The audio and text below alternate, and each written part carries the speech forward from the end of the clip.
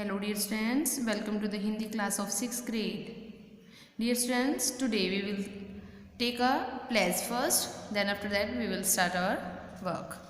So, I commit to be vigilant and bear in mind at all times the risk to myself and my colleagues from COVID-19. I promise to take all necessary precautions that prevent the spread of this deadly virus. I promise to follow and encourage others to follow the key COVID appropriate behaviors, to always wear a mask, face cover, especially when in public places, to maintain a minimum distance of 6 feet from others, to wash my hands frequently and thoroughly with soap and water. Together we will win this fight against COVID-19. Thank you. So now we will start our work. Today we will start our lesson number 19, Uma की diary. प्रस्तुत पाठ उमा नाम की लड़की की diary के कुछ पन्ने हैं। उमा ने अपनी डायरी में लड़के लड़कियों के बीच भेदभाव के बारे में अपने विचार व्यक्त किए हैं। अपने परिवार में घर के कामों को लेकर उसके और उसके भाई में किए जाने वाले अंतर के विषय में वह क्या सोचती है, इन सभी बातों को उसने अपनी डायरी में लिखा है। इस पार्ट में क्या है, उसने अपनी डायरी लिखी है जिसमें लड़के लड़कियों के बीच में डिफरेंस बताया गया है, जैसे उसके और उसके भाई के बीच में क्या क्या भेदभाव उसके घर वाले करते हैं। 17 मार्च 2000, यहाँ पर आप कुछ भी डाल सकते हो।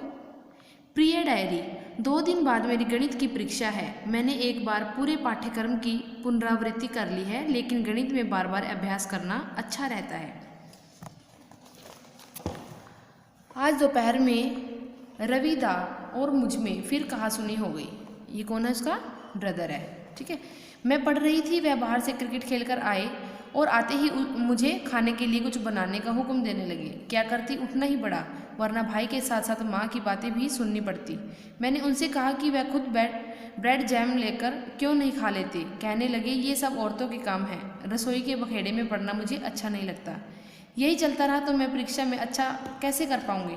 कभी दरवाजे की घंटी सुनो, कभी नौकरों का काम बताओ, कभी माँ सब्जी फ्रिज में लगाने को कहती है तो कभी सूखे कपड़े धोबी को देने के लिए कहती है। क्या रविदा इनमें से कोई भी काम नहीं कर सकते? ये उसने अपनी एक दिन की डायरी में लिखा है कि लड़कों के लिए कोई भी काम नहीं है, सभी काम लड़कियां ही करती हैं, ठीक है। नेक्स्ट डे उसने क्या लिखा है? प्रिय डायरी, आज माँ को नानी से मिलने अस्पताल जाना था। नानी काफ़ी दिनों से बीमार है, मैं भी जाना चाहती थी। परीक्षा के दिनों में एक भी दिन घर से बाहर नहीं निकल पाई, लेकिन माँ के कहने पर मुझे घर में ही रहना पड़ा। माँ मुझे अब भी बच्चा समझती है, जबकि मैं 11 वर्ष की हो गई हूँ। हमेशा की तरह मुझे दरवाज़ा ठीक से बंद कर लेना, किसी अनजान आदमी को भीतर मत आने देना, गैस ठीक से बंद कर देना समझाती रहती है। क्या मैं कुछ नहीं समझती? मैं अब बड़ी भी हो रही हूँ और समझदार भी। रवि दा को तो वह इस तरह की हिदायतें कभी नहीं देती। शायद मैं लड़की हूँ, इसलिए माँ केवल मुझे समझाती है, रवि दा को नहीं। उमा, इसमें अभी उन्होंने क्या बताया है कि सारी ही मेरे को इन्फॉर्मेशन देती हैं, सभी चीज़ें मेरे को ही सिखाती हैं, भैया को कुछ नहीं सिखाती। क्यों? क्योंकि मैं एक लड़की हूँ, इसलिए। उसका भी कहना सही था कि सब कुछ एक लड़की को ही नहीं सिखाया जाता, लड़कों के भी कुछ कर्तव्य होने चाहिए, कुछ फ़र्ज होने चाहिए घर के कामों को थोड़ा सा करने का। मीन्स उनको भी एक जिम्मेवारी होनी चाहिए कि घर के कामों को कैसे किया जाता है और किसकी मीन्स वो अपने बेटे को भी समझा सकती थी कि सिस्टर की हेल्प करनी है ना, पर नहीं। नेक्स्ट ये लिखती है, प्रिय डायरी, आज माँ से मुझे डांट पड़ी। बात बढ़ जाती तो शायद मार भी पड़ती। मैंने केवल इतना ही तो कहा था कि रवि दा 13 साल के हैं, अपना खाना खुद ले सकते हैं। माँ उन्हें इतना अधिक लाड़ क्यों करती है?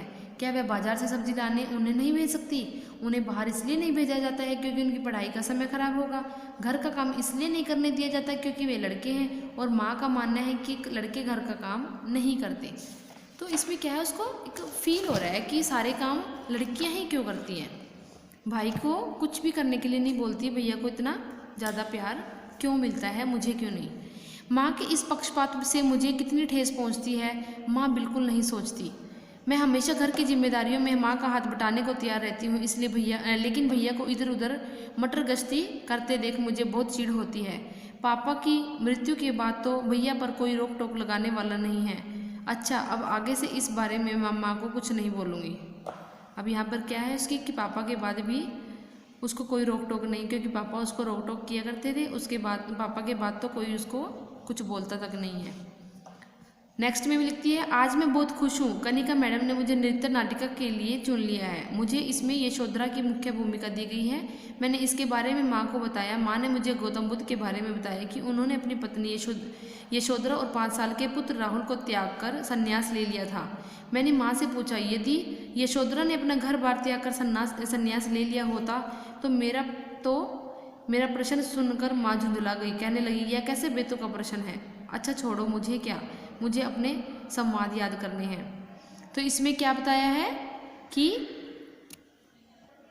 इसमें क्या बोल रहे हैं कि ना, जो गौतम बुद्ध थे उन्होंने अपनी पत्नी को छोड़ दिया था और अपने बेटे को छोड़ दिया था।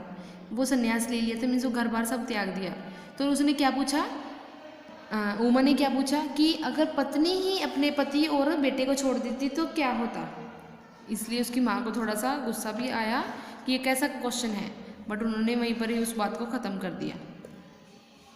नेक्स्ट डे वो बोलती है, प्रिय डायरी, आज तो कमाल ही हो गया। माँ को आज दिन भर नानी के पास अस्पताल में रहना था। उन्होंने मुझे सुबह रविदा को दोपहर में चावल बनाकर खिलाने को कहा था, मगर मैं क्या करती, मुझे नृत्य नाटिका के अभ्यास के लिए छुट्टी के बाद स्कूल में ही रुकना पड़ा। कनिका मैडम ने स्कूल आने के बाद यह बात कही थी। मैंने घर पर रविदा को फ़ोन कर दिया। घर आकर देखा तो रविदा रसोई घर में खड़े थे, सारे डब्बे अलमारियों से बाहर निकाले हुए। उनके मुंह में भीगे हुए कच्चे चावल थे। उनकी हालत तो देखकर मुझे हंसी आ रही थी, मगर चुप रही। भड़क जाते तो 2-3 दिन धोल लगा ही देते, 2-3 धोल लगा ही देते, मीन्स उसको मारते। ठीक है, जल्दी से बैग रखकर मैं नमकीन चावल बनाए, टमाटर प्याज का सलाद तैयार किया। भैया मुझे चुपचाप देखते रहे। जब मैंने उनके सामने खाना परोसा तो बोले, उमा, मुझे भी थोड़ा बहुत खाना बनाना सिखा दो। आज तो मैं भूख के मारे मर ही गया होता। फ्रिज में भी कुछ नहीं था, बाजार से कुछ खरीद कर खाने के लिए पैसे भी नहीं थे। मन तो हुआ कि कहूँ, आपको रसोई के बखेड़ों में पड़ने की क्या जरूरत, आपकी खिदमत करने के लिए यह छोटी बहन है ही, मगर चुप रही। उनको पश्चाताप करते देखकर मेरा मन दुखी हो गया था। मैंने कहा, नहीं भैया, कल से मैं समय पर आकर खाना बना दूंगी। मगर वह जिद करने लगे, मुझे खाना बनाना सिखा दे बहना, कुछ आसान सा ही, ताकि भूखा न रहना पड़े। अब उसको रियलाइज़ हुआ ना, इसलिए उसने कहा कि मुझे भी आना चाहिए। मुझे कि कई बार ज़रूरत पड़ सकती है कि लड़कों को भी अगर थोड़ा बहुत खाना बनाना होगा तो अपने एटलीस्ट वो अपना खुद का तो पेट भर सकता है ना। तो इसलिए लड़कों को भी खाना बनाने का कुछ होना चाहिए कि थोड़ा बहुत कुछ बनाना सीखना चाहिए। खाना खाने के बाद मैंने उन्हें दाल और चावल बनाने सिखाए। दाल पकाते समय मैंने कुकर में 2 आलू भी डाल दिए। उबले हुए आलू को छीलकर उस पर नमक, चाट मसाला और नींबू का रस निचोड़ा। भैया ने खाया तो उछल पड़े, कहने लगे, तुम ये सब कैसे कर लेती हो। शाम के समय माँ जब अस्पताल से लौटी तो भैया को मेरे साथ रसोई में काम करता देख हैरान रहेगी। वह मुझे डांटने ही वाली थी कि भैया बोले, माँ, उमा को कुछ मत कहना, मैंने तय कर लिया है कि मैं भी थोड़ा बहुत खाना बनाना सीखूंगा।